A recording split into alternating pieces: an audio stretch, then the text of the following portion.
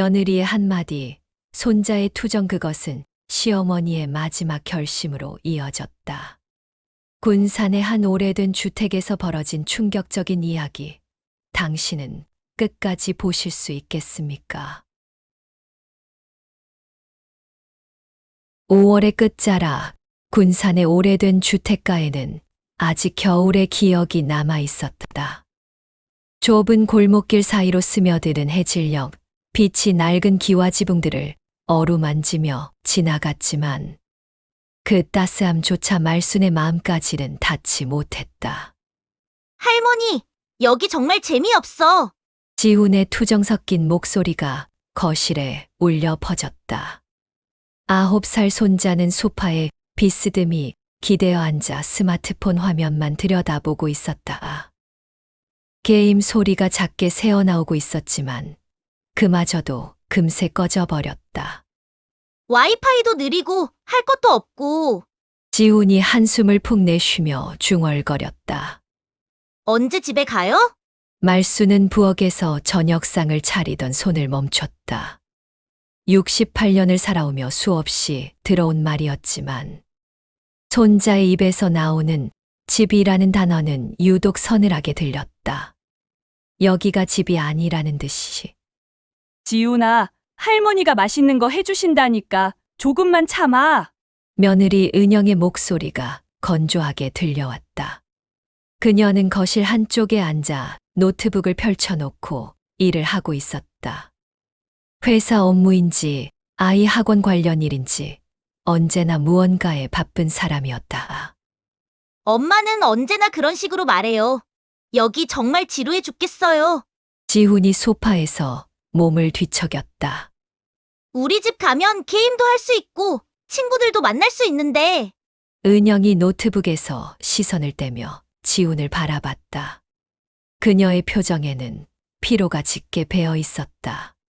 그러니까 할머니께서 우리 아파트로 오시면 되는 거 아니에요? 말순의 손이 멈칫했다. 접시를 들고 있던 손에 힘이 들어갔다. 어머니, 은영이 부엌 쪽을 바라보며 목소리를 높였다. 정말 진지하게 생각해 보세요. 이 동네는 너무 불편해요. 버스 정류장도 멀고 마트도 없고 병원도 제대로 된 곳이 없고. 말수는 천천히 부엌에서 나와 거실로 향했다. 그녀의 발걸음은 무겁고 조심스러웠다. 50년 넘게 걸어온 이 집의 마루는 그녀의 발자국 소리를 모두 기억하고 있을 것이었다. 우리 아파트 근처에는 다 있어요. 대형마트, 종합병원, 지하철역. 지훈이도 학원 다니기 편하고요. 은영이 계속해서 말했다. 혼자 이런 큰 집에서 뭘 하세요? 관리도 힘들고. 관리가 뭐가 힘들다고. 말순이 작게 중얼거렸지만 목소리는 확신에 차지 않았다. 어머니, 솔직히 말씀드릴게요. 은영이 노트북을 덮으며 일어났다. 지훈이가 여기 올 때마다 스트레스 받아요. 친구들이랑 못 놀고 학원도 못 가고 아이 교육에 좋지 않아요. 지훈이 고개를 끄덕였다. 맞아요. 여기 오면 할 게 정말 없어요. 텔레비전도 옛날 거고 게임기도 없고. 게임기야 사주면 되는 거 아니냐? 말순이 조심스럽게 말했지만 지훈은 고개를 저었다. 그게 아니에요. 할머니. 여기는 그냥 심심해요. 지훈의 말에는 아기가 없었다. 그저 솔직한 아이의 마음일 뿐이었다. 하지만 그 솔직함이 말순의 가슴을 더욱 아프게 찔렀다. 은영이 한숨을 쉬며 말했다. 어머니, 우리 아파트는 방도 하나 남는데 그냥 오시면 돼요. 지훈이도 좋아하고 저희도 어머니 살림 도와드릴 수 있고. 살림. 말순이 반문했다. 청소라든지 요리라든지. 어머니 혼자서는 힘드시잖아요.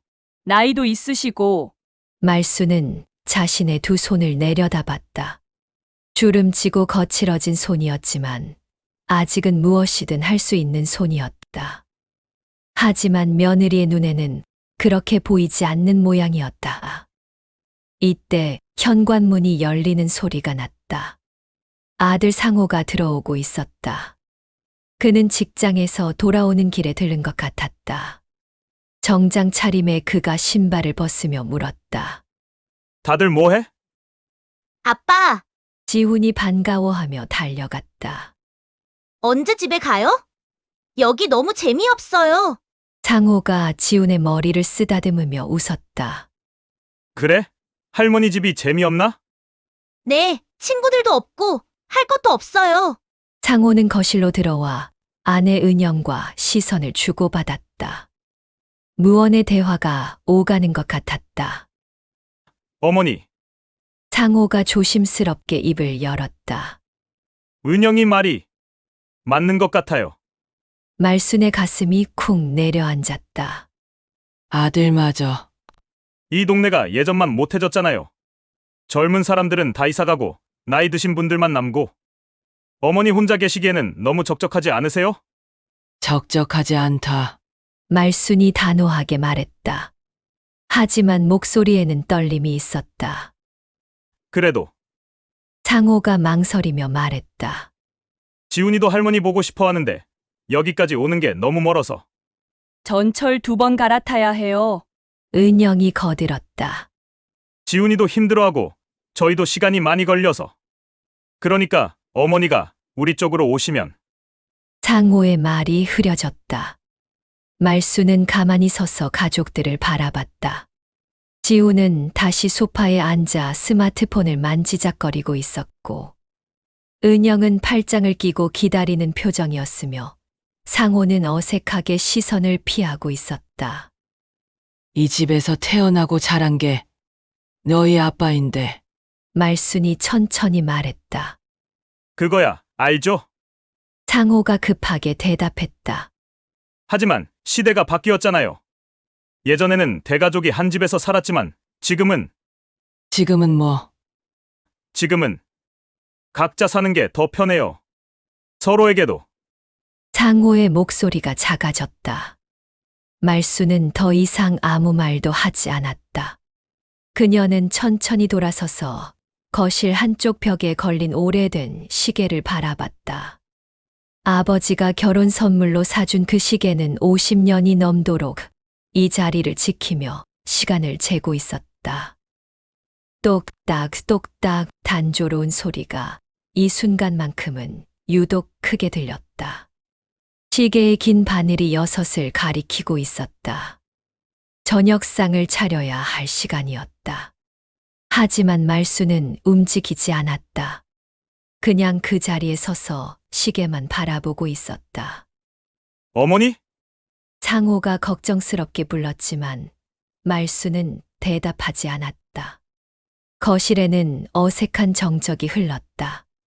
시계 소리만이 그 정적을 깨뜨리고 있었다. 똑딱, 똑딱, 변하지 않는 리듬으로 변해버린 가족의 시간을 재고 있었다. 말순의 시선이 시계에서 창문으로, 창문에서 다시 가족들에게로 옮겨갔다. 그들은 모두 이 집을 떠날 준비가 되어 있는 것 같았다. 아니, 이미 마음으로는 떠나 있는 것 같았다. 50년 전 새색시로 이 문턱을 넘어올 때만 해도 이런 날이 올 줄은 몰랐다. 그때 이 집은 희망으로 가득했고 미래로 향하는 출발점이었다. 하지만 지금은 어떤가? 누군가에게는 불편한 곳, 재미없는 곳, 떠나고 싶은 곳이 되어버렸다. 저녁, 말순이 마침내 입을 열었다. 저녁 먹고 가거라. 그것이 그녀가 할 수 있는 유일한 말이었다.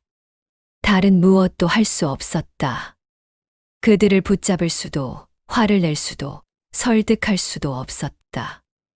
그저 저녁을 차려주는 것이 이 집에서 할 수 있는 마지막 역할인 것 같았다. 시계의 바늘은 계속해서 움직이고 있었다. 시간은 흘러가고 있었다. 하지만 말순에게는 그 시간이 멈춘 것만 같았다. 이 집에서의 시간이, 가족과 함께했던 시간이 끝나가고 있는 것만 같았다. 그리고 그 균열은 이미 시작되었다. 작고 보이지 않는 균열이 이 집의 벽과 말순의 마음 속 깊은 곳에서 조용히 벌어지고 있었다. 가족들이 떠난 후 집은 더없이 조용해졌다. 말순은 식탁에 혼자 앉아 차가워진 저녁상을 바라봤다. 지훈이 한 입도 먹지 않고 간 김치찌개, 상호가 배불러서라며 손도 대지 않은 생선구이, 은영이 다이어트 중이라며 거절한 나물들이 그대로 남아 있었다. 할머니 집은 재미없어. 지훈의 말이 귓가에 맴돌았다. 9살 아이의 솔직한 한마디였지만 그 말은 말순의 가슴 깊숙이 날카로운 조각처럼 박혀버렸다. 재미없는 집. 그럼 이 집에서 보낸 50년의 세월은 무엇이었단 말인가? 말순은 천천히 일어나 설거지를 시작했다. 물소리만이 정막을 깨뜨렸다. 평소 같으면 라디오라도 틀어놓았을 텐데 오늘은 그럴 기분이 나지 않았다. 그저 묵묵히 그릇을 씻고 닦고 정리했다. 손은 움직이고 있었지만 마음은 다른 곳을 헤매고 있었다. 밤이 깊어갔다. 말순은 침실에 누워 천장을 바라봤지만 잠이 오지 않았다. 어둠 속에서 시계 소리만이 또렷하게 들려왔다. 똑딱, 똑딱. 그 소리가 오늘따라 유독 크게 느껴졌다. 재미없어. 다시 지훈의 목소리가 들려왔다. 말순은 눈을 감고 기억을 거슬러 올라갔다. 이 집이 재미없었던 적이 있었던가? 상호가 어렸을 때는 어땠던가? 30년 전 상호가 지훈 나이였을 무렵이 떠올랐다. 그때 말순은 29살이었다. 남편을 일찍 여인 후 홀로 아이를 키우며 이 집을 지켜왔다. 밤늦게 공장에서 돌아와도 상호는 항상 마루에서 기다리고 있었다. 엄마, 오늘 저녁은 뭐예요? 어린 상호는 항상 그렇게 물었다. 지친 몸을 이끌고 부엌에 서서 라면이라도 끓여주면 아이는 그것만으로도 행복해했다. 가끔 용돈을 모아 사온 과자를 함께 나눠 먹으며 텔레비전을 보던 저녁들. 그때는 이 집이 세상에서 가장 따뜻한 곳이었다. 엄마, 우리 집이 제일 좋아요. 상호가 했던 말이었다. 친구 집에 놀러 갔다 와서는 항상 그렇게 말했다. 다른 집은 크고 새 것들로 가득했지만 우리 집이 제일 편하고 좋다고. 그때 말수는 얼마나 뿌듯했던가. 하지만 지금 그 상호는 어디에 있는가? 아들은 자라서 아내와 아이를 얻었고 이제는 이 집을 불편한 곳 떠나야 할 곳으로 여기고 있었다. 언제부터였을까? 언제부터 이 집이 짐이 되었을까? 말수는 몸을 뒤척이며 다른 기억들을 떠올렸다. 상호가 대학에 들어간 후 처음 친구를 데려왔던 날. 친구는 낡은 집을 둘러보며 말했다. 와, 여기 정말 옛날 집이네. 그때 상호의 표정이 미묘하게 변했던 것을 말수는 기억하고 있었다. 부끄러워하는 것 같은, 변명하고 싶어 하는 것 같은 표정. 그 후로 상호는 친구들을 집에 잘 데려오지 않았다. 대신 밖에서 만나자고 했고, 집에 있는 시간도 점점 줄었다. 말수는 그것을 아들이 성장하는 자연스러운 과정이라고 생각했다. 하지만 지금 생각해보니 그때부터였을지도 모른다. 상호에게 이 집이 부담스러운 존재가 되기 시작한 것은 새벽 2시가 넘어서야 말수는 간신히 잠이 들었다. 하지만 그 잠도 깊지 못했다. 꿈속에서도 지훈의 목소리가 들려왔다. 재미없어. 재미없어. 재미없다고. 그 소리에 잠을 깬 말수는 식은땀을 흘리고 있었다.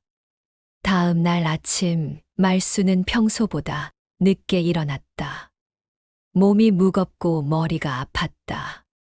거울을 보니 얼굴이 많이 상해 있었다. 하룻밤 사이에 더 늙어 보였다. 아침을 먹고 평소처럼 시장에 나갔지만 발걸음이 무거웠다. 시장 어귀에서 만난 김씨 아주머니가 반갑게 인사를 건넸다. 말순 씨 어서 와. 오늘 생선이 정말 싱싱해. 하지만 말수는 제대로 웃어 보이지 못했다. 억지로 입꼬리를 올렸지만 그것은 웃음이라고 할 수 없는 것이었다. 아, 그래요? 말순의 대답도 힘이 없었다. 김씨 아주머니가 걱정스러운 표정으로 말순을 바라보며 말했다. 자기, 얼굴이 안 좋아 보이는데 어디 아파? 아니에요, 그냥. 말순은 고개를 저었다. 뭐라고 설명할 수 있겠는가. 손자가 재미없다고 했다고, 가족들이 이사 오라고 한다고, 그런 말을 어떻게 할 수 있겠는가. 자기, 건강이 최고야. 몸조리 잘해. 요즘 감기가 돌고 있다던데. 김씨 아주머니는 그렇게 말하며 생선을 포장해 주었다. 말수는 생선을 사고도 시장을 더 돌아보지 않았다. 평소 같으면 이곳저곳을 둘러보며 사람들과 이야기도 나누고 가끔은 노인정에도 들러 화투를 치곤 했었다. 하지만 오늘은 그럴 기분이 전혀 나지 않았다. 집으로 돌아오는 길에 노인정 앞을 지났다. 문이 열려 있고 안에서는 할머니들의 웃음소리가 들려왔다. 평소 같으면 당연히 들어가서 안부를 묻고 담소를 나눴을 텐데 오늘은 그냥 지나쳤다. 누군가와 대화를 나눌 여유가 없었다. 모든 것이 귀찮고 무의미하게 느껴졌다. 집에 돌아온 말수는 생선을 냉장고에 넣고 거실에 주저앉았다. 텅 빈 집이 더없이 넓게 느껴졌다. 이 많은 방들을 혼자 쓰고 있는 것이 갑자기 부담스럽게 여겨졌다. 은영의 말이 맞는 것일까? 이런 큰 집에서 혼자 뭘 한다는 것일까? 말수는 집 안을 천천히 둘러봤다. 거실, 안방, 상호의 옛방, 부엌, 작은 방. 각각의 공간에는 추억이 서려 있었다. 하지만 지금은 그 추억들마저도 무거운 짐처럼 느껴졌다. 여기서 난 버티며 살았는데. 말수는 혼자 중얼거렸다. 남편이 죽고 나서 이 집을 팔자는 주변의 권유도 많았다. 혼자서는 관리하기 힘들 거라고, 작은 곳으로 이사 가는 게 낫겠다고. 하지만 말수는 버텼다. 남편과의 추억이 깃든 이 집을, 아들과 함께 살았던 이 공간을 지키고 싶었다. 20대부터 40대까지 인생의 가장 중요한 시기를 이 집에서 보냈다. 아이를 낳고 기르고 가족의 울타리를 만들어갔다. 아플 때도 이 집에서 버텨냈고 힘들 때도 이 집이 위로가 되어 주었다. 그런데 언제부터 이 집이 짐이 되었단 말인가? 왜 이제는 짐짝이 되었을까? 그 말이 입 밖으로 새어나왔다. 짐짝. 자신을 표현한 그 단어가 너무 서글펐다. 언제부터 자신이 가족에게 짐이 되었을까? 언제부터 이 집이 불편한 존재가 되었을까? 오후가 되어서도 말수는 거의 움직이지 않았다. 평소 같으면 청소를 하고 빨래를 개고 저녁 준비를 했을 텐데 오늘은 모든 것이 귀찮았다. 그냥 소파에 앉아 멍하니 창밖을 바라봤다. 창밖으로는 이웃집 할머니가 작은 텃밭에서 채소를 가꾸는 모습이 보였다. 그 할머니도 혼자 살았다. 자식들은 모두 서울로 나가고 명절에나 한 번씩 내려왔다. 하지만 그 할머니는 항상 밝고 건강해 보였다. 자신의 삶에 만족하고 있는 것처럼 보였다. 말수는 자신과 그 할머니가 뭐가 다른지 생각해 봤다. 똑같이 혼자 살고 똑같이 자식들이 멀리 있는데 왜 자신만 이렇게 초라하고 무력하게 느껴지는 것일까? 답은 아마도 간단했다. 그 할머니는 아직 자신의 삶을 살고 있었다. 하지만 자신은 언제부턴가 다른 사람들의 시선으로 자신을 바라보기 시작했다. 가족들의 눈에 비친 자신의 모습을, 불편하고 짐스러운 존재로서의 자신을. 해가 지고 어둠이 내려앉았다. 말수는 여전히 소파에서 움직이지 않고 있었다. 이 집이 더 이상 안식처가 아니라는 생각이 들었다. 오히려 자신을 더 외롭게 만드는 공간, 자신을 떠밀어내는 공간처럼 느껴졌다. 벽에 걸린 시계가 8시를 가리켰다. 평소 같으면 저녁을 먹을 시간이었지만 말수는 배고프지 않았다. 아무것도 먹고 싶지 않았다. 그냥 이대로 시간이 멈춰버렸으면 좋겠다는 생각이 들었다. 하지만 시계는 멈추지 않았다. 똑딱 똑딱 변함없는 리듬으로 시간을 재고 있었다. 그 소리가 이제는 자신을 재촉하는 소리처럼 들렸다. 어서 결정하라고, 어서 이 집을 떠나라고 말하는 것처럼. 말수는 깊은 한숨을 쉬었다. 내일은 어떻게 될까? 모레는, 다음 주는. 이대로 계속 이 집에서 혼자 지낼 수 있을까? 아니면 결국 가족들 말대로 아파트로 이사를 가야 할까? 어둠이 점점 짙어졌지만 말수는 전등을 켜지 않았다. 그냥 어둠 속에서 혼자 앉아 있고 싶었다. 아무도 보지 않는 곳에서, 아무도 판단하지 않는 곳에서 혼자 있고 싶었다. 시계 소리만이 정막을 깨뜨리며 계속해서 울려 퍼졌다. 그 소리 속에서 말순의 마음은 조금씩 무너져 내리고 있었다. 그 다음 주 일요일, 상호 가족이 다시 찾아왔다. 이번에는 큰 봉지를 여러 개 들고 온 모양이었다. 현관 앞에서부터 들리는 지훈의 목소리는 여전히 밝지 않았다. 또 할머니 집이야? 말수는 부엌에서 그 소리를 들으며 가슴이 먹먹해졌다. 일주일 전 그날 이후로 계속 마음이 무거웠는데 손자의 그 한마디가 다시 가슴을 찔렀다. 지훈아, 할머니께 인사부터 드려. 은영의 목소리가 들려왔다. 하지만 그 말투에서도 지친 기색이 역력했다. 말수는 앞치마를 두르고 현관으로 나갔다.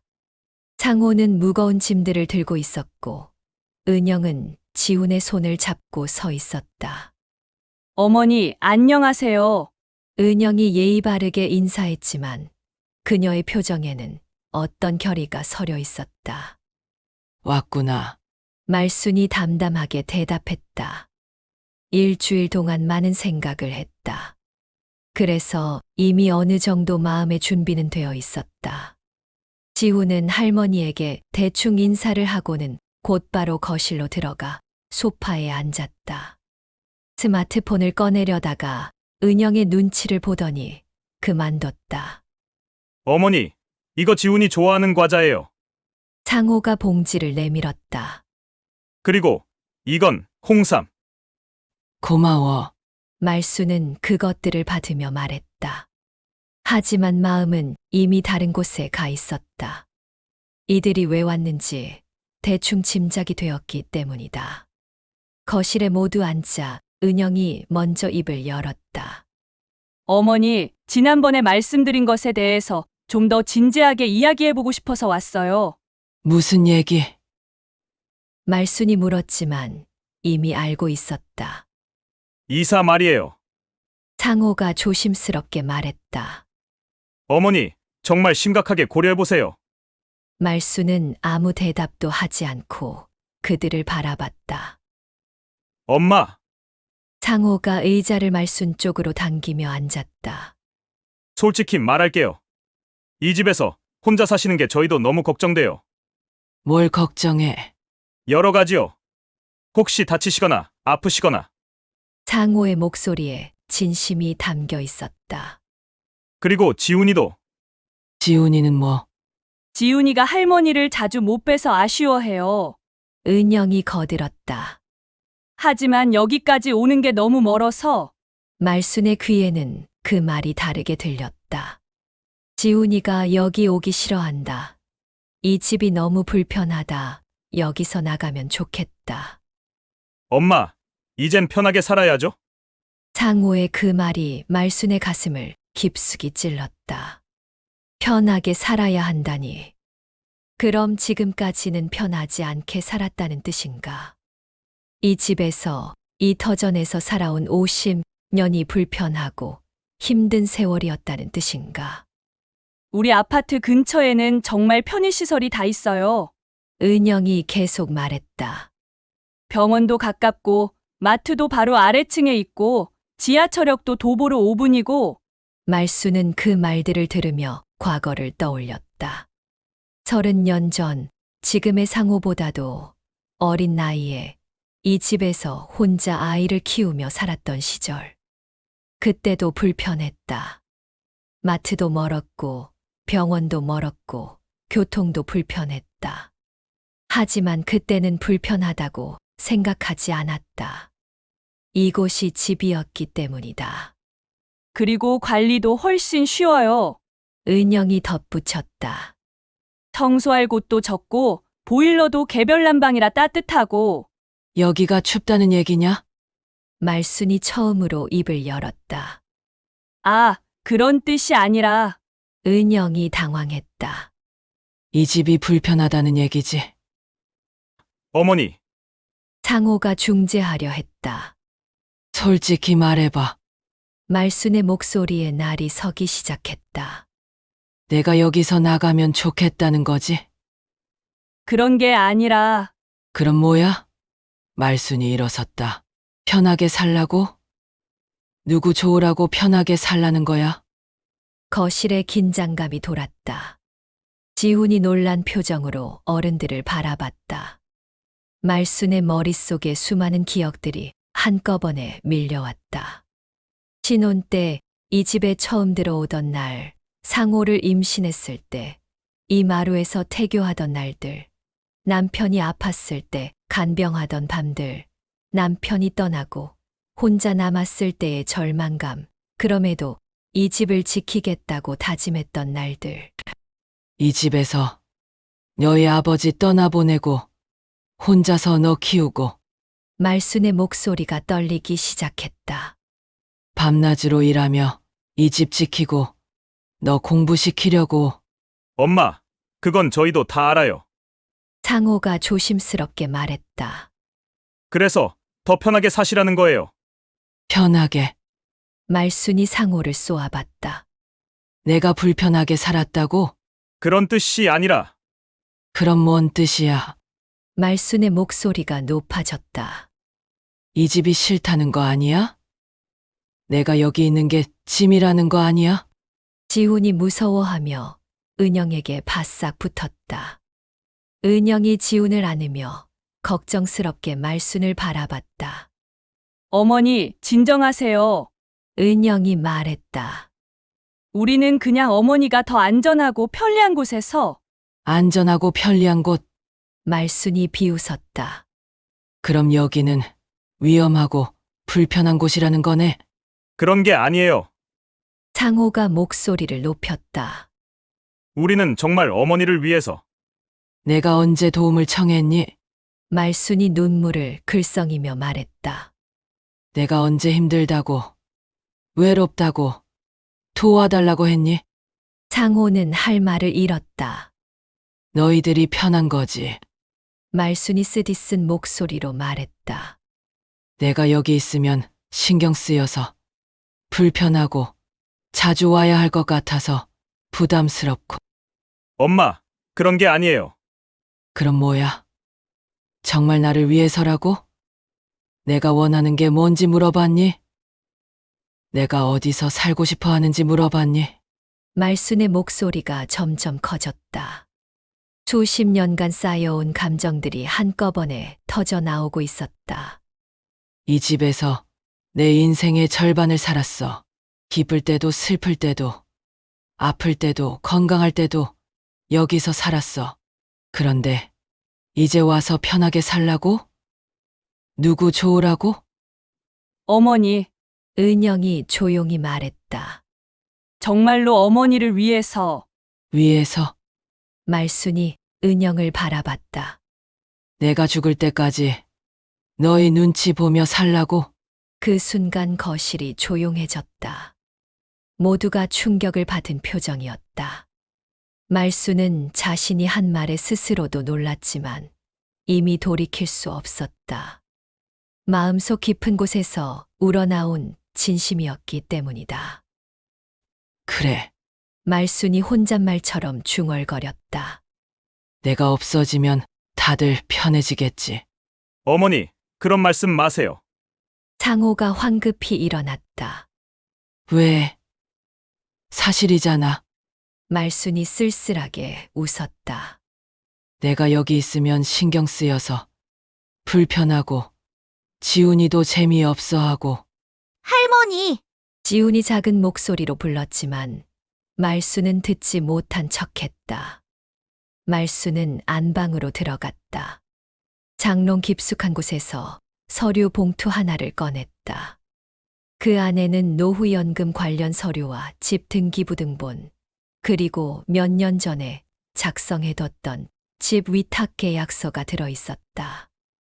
어머니, 뭘 아세요? 상호가 따라 들어왔다. 말수는 서류들을 꺼내며 말했다.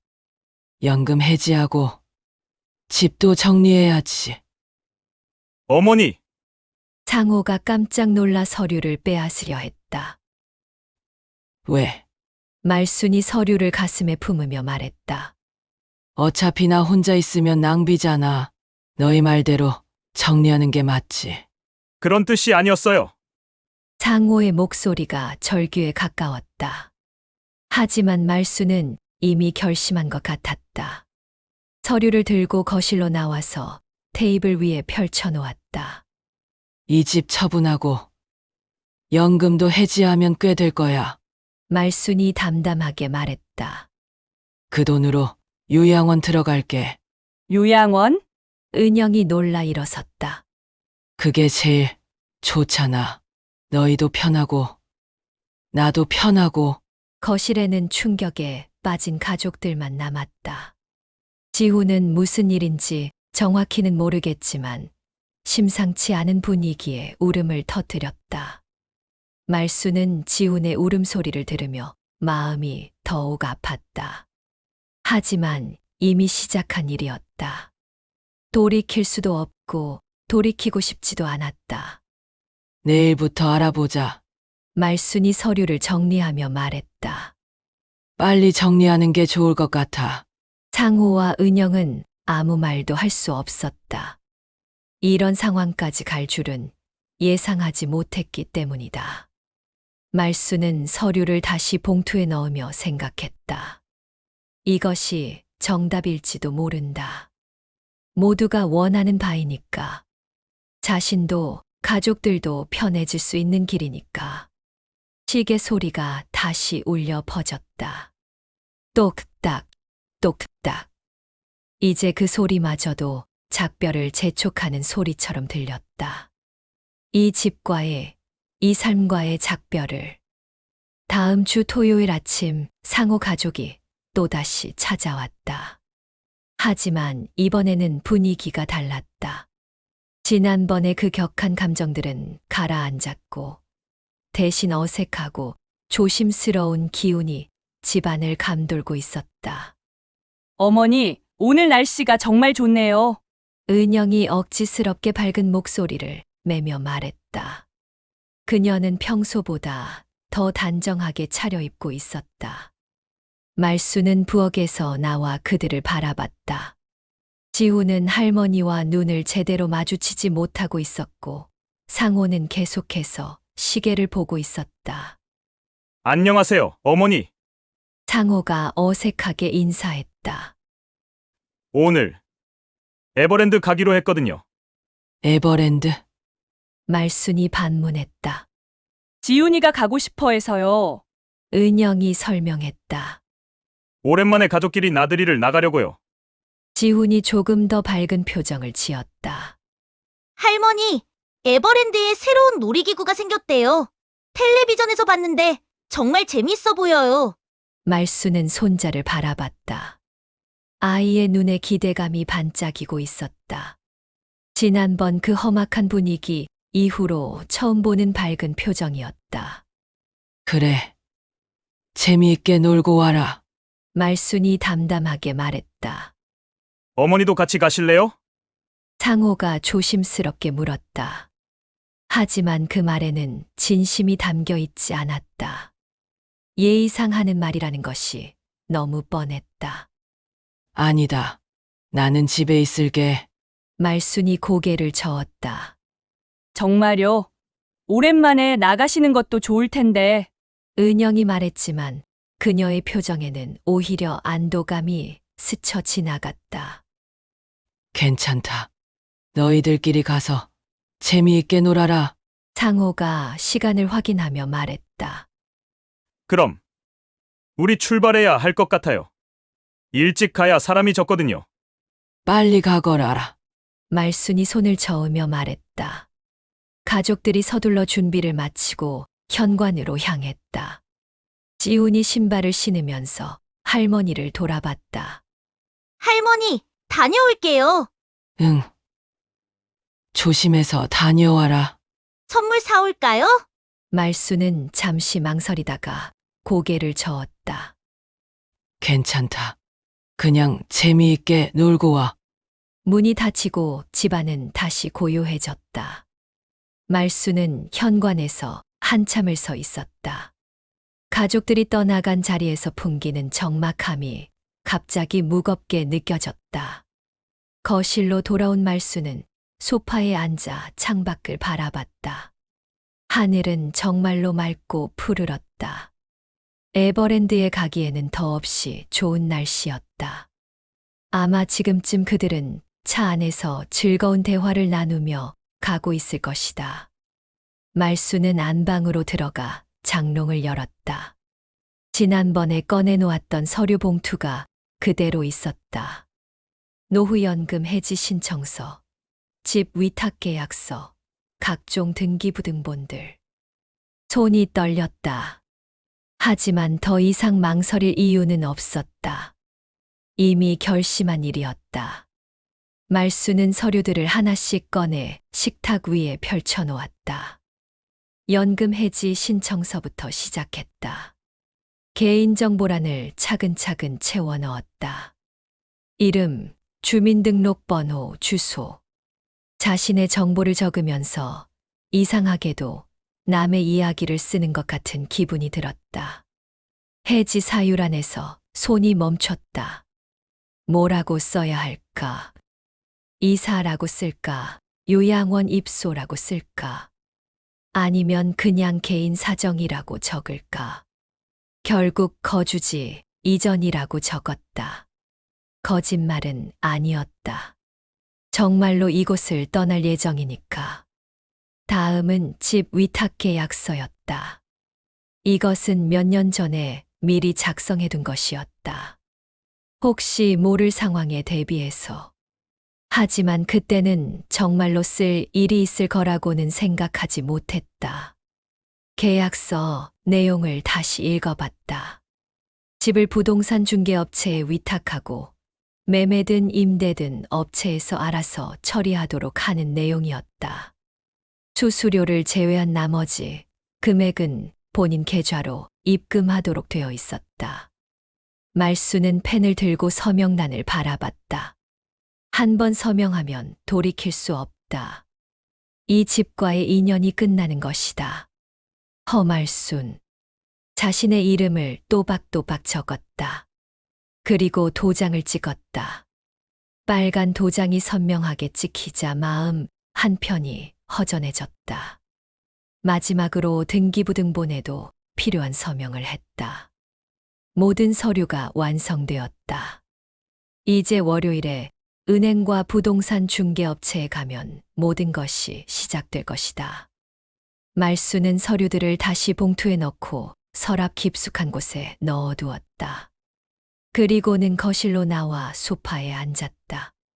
이제 이 집은 나와 상관없다. 그 말을 중얼거리자 가슴이 텅 빈 것 같았다. 50년을 함께한 집, 인생의 절반을 보낸 공간과 이제 작별하는 것이다. 창밖을 바라봤다. 이웃집 할아버지가 작은 텃밭에 물을 주고 있었다. 그 모습이 평화로워 보였다. 자신의 땅에서, 자신의 집 앞에서 자신만의 일상을 보내는 모습. 부러웠다. 거실을 둘러봤다. 이 소파에서 상호가 어렸을 때 숙제를 하곤 했다. 저 텔레비전 앞에서 함께 드라마를 보며 웃기도 하고 울기도 했다. 저 식탁에서는 명절 때마다 온 가족이 모여 앉아 떡국을 먹었다. 하지만 그런 기억들도 이제는 과거의 일이 되어버렸다. 지금 이 거실에는 웃음소리도 대화 소리도 생기도 없었다. 그저 정막만이 가득했다. 말수는 부엌으로 가서 차를 끓였다. 혼자 마실 차 한 잔. 예전에는 가족들 것까지 여러 잔을 끓였는데 이제는 자신 것 하나면 충분했다. 차를 마시면서 창밖을 바라봤다. 지금쯤 가족들은 에버랜드에 도착했을까? 지훈이는 신나게 놀이기구를 타고 있을까? 상호와 은영은 오랜만에 여유로운 시간을 보내고 있을까? 그들이 없는 이 시간이 이상하게도 평온했다. 누구에게 맞춰줄 필요도, 눈치 볼 필요도, 신경 쓸 필요도 없었다. 그냥 자신만을 위한 시간이었다. 하지만 그 평온함 속에는 깊은 쓸쓸함도 함께 있었다.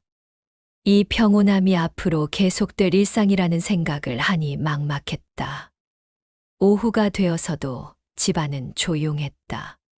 평소 같으면 지훈의 목소리로 시끄러웠을 텐데 오늘은 시계 소리만이 들렸다. 똑딱, 똑딱. 변함없는 그 소리가 오늘은 더욱 또렷하게 들렸다. 말수는 안방에 누워 천장을 바라봤다. 이 천장도 머지않아 다른 사람이 보게 될 것이다. 이 방에서 잠을 자는 것도 아침에 눈을 뜨는 것도 몇 번 남지 않았다. 문득 궁금했다. 새로 이 집에 들어올 사람은 누구일까? 젊은 부부일까? 아니면 자신처럼 나이 든 사람일까? 그들은 이 집을 어떻게 꾸밀까? 자신이 심어둔 마당의 꽃들을 좋아할까? 해가 저물기 시작했다. 평소 같으면 저녁 준비를 할 시간이었다. 하지만 혼자 먹을 저녁을 준비할 기분은 나지 않았다. 그냥 간단히 라면이라도 끓여 먹으면 될 것 같았다.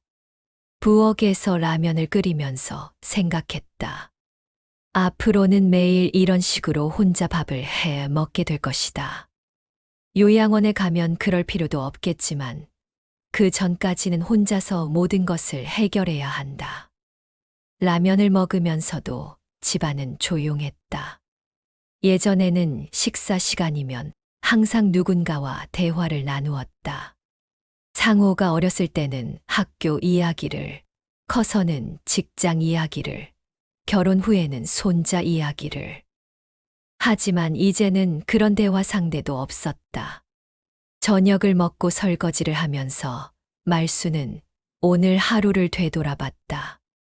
가족들이 나들이를 떠나고 자신은 혼자 남아 중요한 결정을 내렸다.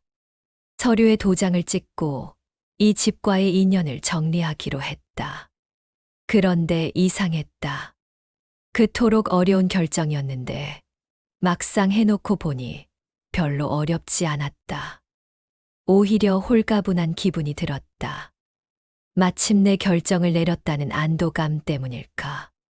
거실로 나와 소파에 앉았다. 텔레비전을 켤까 하다가 그만뒀다. 그냥 조용히 앉아 있고 싶었다. 이 집에서 보내는 마지막 시간들을 조용히 음미하고 싶었다. 창밖으로는 저녁놀이 지고 있었다. 붉은 노을이 집안을 물들이고 있었다. 이 노을도, 이 창문도, 이 모든 것들과 이제 작별해야 한다. 밤이 깊어가도 가족들은 돌아오지 않았다. 아마 늦게까지 놀다가 집에 바로 갈 모양이었다. 그것도 좋았다. 굳이 여기 들러서 또 어색한 시간을 보낼 필요는 없었다. 말수는 혼자 있는 이 시간이 마지막일지도 모른다는 생각을 했다. 앞으로는 요양원에 가든 다른 곳에 가든 이렇게 완전히 혼자만의 시간을 가지기는 어려울 것이다. 그래서 더욱 소중하게 느껴졌다. 이 고요함이, 이 적막함이, 이 쓸쓸함조차도 모든 것이 자신만의 것이었다. 시계가 10시를 가리켰다. 평소 같으면 잠자리에 들 시간이었다. 말수는 일어나 불을 끄고 안방으로 향했다. 침대에 누우면서 마지막으로 생각했다. 내일부터는 새로운 인생이 시작될 것이다. 이 집을 떠나 새로운 곳에서 새로운 방식으로 살아가게 될 것이다. 무섭기도 했지만 한편으로는 기대되기도 했다. 과연 어떤 일들이 기다리고 있을까? 혹시 공감되신다면 좋아요와 구독을 부탁드립니다.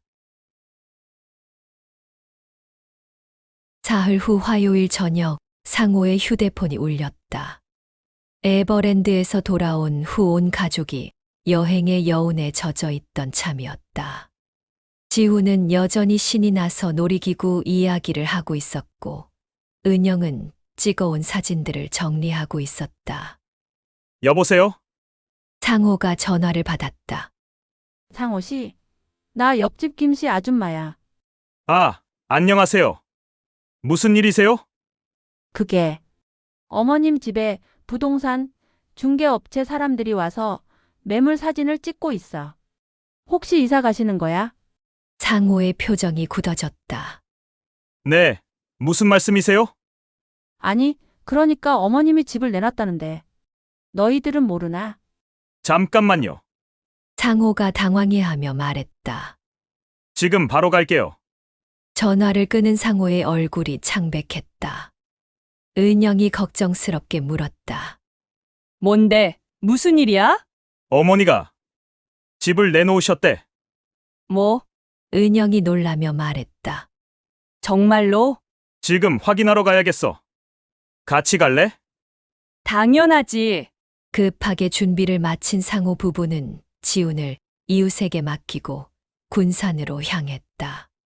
차 안에서 은영이 계속 중얼거렸다. 설마 정말로 집을 팔았을까? 그냥 겁을 주려는 거 아닐까? 모르겠어. 어머니 성격상. 아무리 그래도 그렇지. 자식들한테 한마디 얘기도 없이 어떻게 그럴 수가 있어. 하지만 상호는 불안한 예감이 들었다. 어머니의 마지막 모습이 자꾸 떠올랐다. 서류를 꺼내들고 도장을 찍던 그 결연한 표정. 그때 정말로 마음을 굳히신 것일지도 모른다. 집에 도착하니 정말로 부동산 중개업체 직원이 현관 앞에서 매물 안내판을 설치하고 있었다. 매매, 급매라는 글자가 선명하게 보였다. 저기요. 상호가 달려가며 소리쳤다. 저는 이 집 주인 아들인데 무슨 일인가요? 중개업체 직원이 돌아보며 말했다. 아, 안녕하세요. 어머님께서 직접 오셔서 매매 의뢰를 하셨는데요. 언제요? 어제 오전에 오셔서 계약하셨어요. 필요한 서류도 다 준비해 오시고, 은영이 끼어들었다. 어머니는 어디 계세요? 그건 저희도 잘 모르겠어요. 계약만 하시고 연락처도 당분간 안 받으시겠다고 하시더라고요. 상호와 은영은 서로를 바라봤다. 정말로 일이 터진 것이었다. 계약 취소할 수 있나요? 상호가 급하게 물었다. 그건 어머님께서 직접 오셔야 가능할 것 같은데요. 위임장이 있으시면 모르겠지만 상호는 주머니에서 열쇠를 꺼내 집으로 들어갔다. 집안은 평소와 다르지 않았지만 어딘가 정리된 느낌이 들었다. 냉장고에는 간단한 반찬들만 남아 있었고, 거실 테이블 위에는 편지 한 장이 놓여 있었다. 상호야, 은영아, 그리고 지훈아, 미안하다. 너희들이 여행가 있는 사이에 모든 걸 정리했다. 집도, 연금도 다 처리했어. 너희들이 원하던 대로 했으니 이제 편해졌을 거야. 더 이상 이 집 때문에, 나 때문에 신경 쓸 일도 없고, 집과 연금은 모두 지역사회복지재단에 기부했다. 어차피 나 혼자 쓰기에는 과분한 것들이었어. 그 돈으로 정말 도움이 필요한 아이들을 도우려고 했다. 나는 괜찮으니까 걱정하지 마라. 새로운 곳에서 새로운 시작을 하려고 한다. 지훈이한테는 할머니가 여행을 떠났다고 말해줘. 언젠가 돌아온다고. 엄마가. 편지를 읽은 상호의 손이 떨렸다. 은영이 편지를 빼앗아 읽더니 소리를 질렀다. 어머니가 어떻게 이럴 수가 있어? 기부를 했다고? 미쳤나 봐. 은영아, 조용히 해. 이웃들이 다 들어. 조용히 하라고 30억이나 되는 돈을 그냥 기부해버렸는데 우리 생각은 전혀 안 하시고. 상호도 머리가 어지러웠다. 어머니가 정말로 모든 것을 정리해버린 것이었다. 집도, 연금도, 그리고 자신까지. 그럼 진짜 어머니는 어디 계신 거야? 상호가 중얼거렸다. 다음 날 상호는 회사에 휴가를 내고 어머니를 찾아다녔다. 하지만 아무도 말순이 어디로 갔는지 알지 못했다. 시장의 김씨 아주머니는 혀를 차며 말했다. 쯧쯧. 며칠 전부터 안 보이더니 그런 일이 있었구나. 노인정 할머니들은 더 직설적이었다. 평생 그 집 지키며 살던 분이 결국 아이들보다 고아원 아이들을 택했네. 자식들이 잘못됐나 봐. 그러니까 그렇게 삐져서 나가신 거지. 돈까지 기부했다니. 정말 마음고생이 심했나 봐. 이웃들의 수군거림이 상호의 귀에 쓰라리게 들렸다. 모든 것이 자신들 때문이라는 것을 모르는 사람이 없었다. 한편 집에서는 지훈이 계속 울고 있었다. 할머니 어디 갔어요? 왜 안 와요? 할머니는 여행을 가셨어. 은영이 거짓말을 했지만 목소리에는 확신이 없었다. 언제 와요? 그건 아빠가 알아보고 있어. 하지만 지훈은 뭔가 심상치 않다는 걸 느꼈다. 할머니가 화나서 간 거죠? 우리 때문에? 은영은 대답할 수 없었다. 아이의 말이 너무 정확했기 때문이다. 일주일이 지나도 말순의 행방은 묘연했다. 상호는 경찰서에도 신고했지만 성인이 자의로 떠난 것 같다며 적극적으로 나서지 않았다. 더 큰 문제는 경제적인 부담이었다. 은영이 계산해 보니 아파트 대출금과 생활비, 지훈의 학원비 등을 고려하면 말순의 집과 연금이 정말로 절실했다는 걸 깨달았다. 진짜 큰일 났어. 은영이 한숨을 쉬며 말했다. 우리가 너무 쉽게 생각했나 봐. 그때 왜 그런 말을 했을까? 상호가 자책했다. 편하게 살라고. 우리는 정말 어머니를 위해서 한 말이었는데. 그게 문제야. 우리는 어머니 마음은 전혀 생각하지 않았어. 그들은 뒤늦게 깨닫고 있었다. 말순에게 그 집은 단순한 부동산이 아니었다는 것을. 남편과의 추억, 아들을 키운 보금자리, 인생의 절반을 보낸 터전이었다는 것을. 우리가 떠민 건 집이 아니라 상호가 중얼거렸다. 어머니 마음이었구나. 은영이 그 말을 이었다. 하지만 깨달음은 늦었다.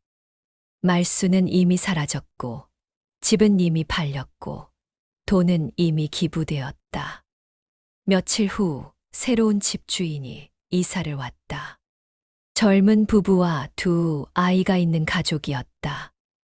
아이들의 웃음소리가 집 안에서 들려오는 것이 상호에게는 더욱 쓰라렸다. 상호는 마지막으로 집을 보러 갔다. 새 주인의 허락을 받고 어머니의 방에 들어갔다. 대부분의 가구는 치워졌지만 벽에 걸린 그 오래된 시계만은 그대로 있었다. 똑딱, 똑딱. 시계는 여전히 시간을 재고 있었다. 변함없는 리듬으로 이제는 다른 가족의 시간을 재고 있었다.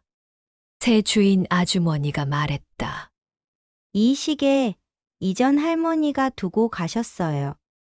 워낙 오래된 거라 함부로 치우기가 그래서. 가져가실래요? 상호는 고개를 저었다. 아니에요. 그냥 그대로 두세요. 시계를 바라보며 상호는 생각했다. 어머니가 이 시계 앞에서 얼마나 많은 시간을 보냈을까. 아버지를 그리워하며 자신을 걱정하며 외로움을 견디며 집을 나오면서 상호는 마지막으로 뒤돌아봤다. 그 집에서 들려오는 것은 이제 새로운 가족의 웃음소리였다. 어머니의 목소리는 더 이상 들을 수 없었다. 집으로 돌아가는 길에 지훈이 전화를 걸어왔다. 아빠, 할머니 찾았어요? 아직 찾는 중이야. 할머니한테 미안하다고 전해주세요. 할머니 집이 재미없다고 해서 미안하다고. 상호의 눈가가 뜨거워졌다. 아이도 알고 있었다. 자신들이 할머니에게 상처를 주었다는 것을. 그래, 아빠가 꼭 전해줄게.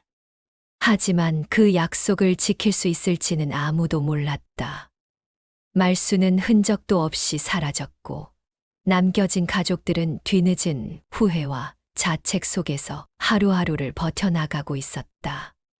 그리고 어딘가에서 오래된 시계는 여전히 똑딱거리며 시간을 재고 있었다. 돌이킬 수 없는 시간을, 너무 늦어버린 깨달음의 시간을. 여러분이라면 이런 상황에서 어떤 선택을 하셨을까요? 공유해서 함께 토론해 주세요. 이 이야기는 우리 모두의 이야기일 수 있습니다.